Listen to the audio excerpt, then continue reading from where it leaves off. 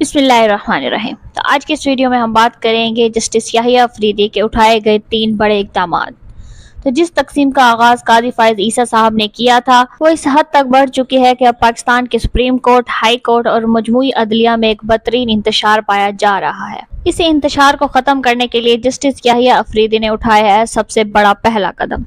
انہوں نے کہا کہ یہ پریکٹس اور پروسیجر کمیٹی کیا ہے، میں اسے خود دیکھ رہا ہوں، اور جسٹس امین الدین خان جنہیں قاضی فائز عیسیٰ صاحب نے صدارتی آرڈیننس کے بعد اپنی مرضی سے کمیٹی میں شامل کیا تھا، انہیں کمیٹی سے نکال دیا۔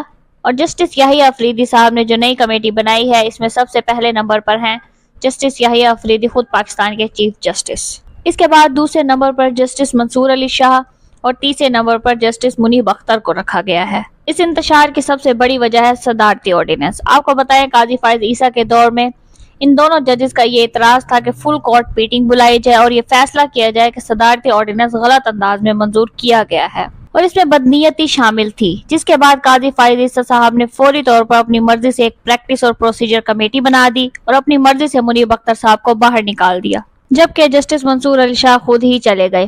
اب انہوں نے جسٹس امین الدین خان صاحب کو شامل کیا، تو اصل میں اس انتشار کی جڑ صدارتی آرڈیننس ہے۔ اس انتشار کو ختم کرنے کے لیے جسٹس یحییٰ افریدی نے یہ قدم اٹھایا ہے۔ دوسرے نمبر پر ایک اور اہم فیصلہ کیا گیا ہے۔ پہلے کورٹ نمبر 1 میں صرف قاضی فائز عیسیٰ صاحب تھے جو درست راستہ دکھایا کرتے تھے، لیکن اب جسٹس یحییٰ افریدی صاحب نے فیصلہ کیا ہے کہ تمام عدالتیں یکجا ہوں گی اور سب کو دکھایا جائے گا۔ یہ بھی ایک اہم فیصلہ ہے اور انہوں نے یہ کام ایک سینئر جج جسٹس محمد علی مظہر صاحب کو دیا ہے کہ تمام عدالتوں میں لائیو سوسائٹی کو دکھانے کا بندوبست آپ کریں گے۔ اور تیسرا فیصلہ جو لیا گیا ہے وہ یہ ہے کہ انہوں نے 28 اکتوبر کو ایک فل کورٹ میٹنگ بلائی ہے۔ یہ پاکستان کے سپریم کورٹ کے لیے بہت اہم ہے۔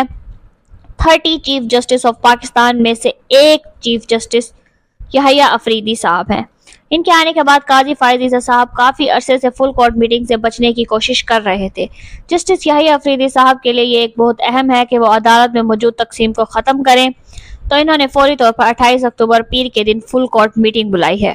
اب یہ ممکن ہے کہ اس فل کورٹ میٹنگ میں کچھ بڑے فیصلے کیے جائیں، پاکستان میں جاری آرڈیننس پر بات چیت ہو، کیونکہ 2 سینئر ججز نے اس پر بات کی ہے، تو اب جسٹس یحییٰ افریدی صاحب کے بارے میں کوئی حتمی فیصلہ یا نتیجہ اخذ کرنا جلد بازی ہوگی۔ ابھی کے لیے اتنا ہی۔ اگر اس سے ریلیٹڈ کوئی بھی اپڈیٹ آتی ہے تو ہم آپ کے لیے اپڈیٹڈ ویڈیو ضرور بنائیں گے۔ اگر آپ کو ہمارا ویڈیو انفارمیٹیو لگا ہو تو ویڈیو کو لائک کریں، شیئر کریں، چینل کو سبسکرائب کریں اور بیل آئیکن دبائیں تاکہ اسی طرح کی انفارمیٹیو ویڈیوز آپ تک بر وقت پہنچتی رہیں۔ اپنا خیال رکھیے گا۔ اللہ حافظ۔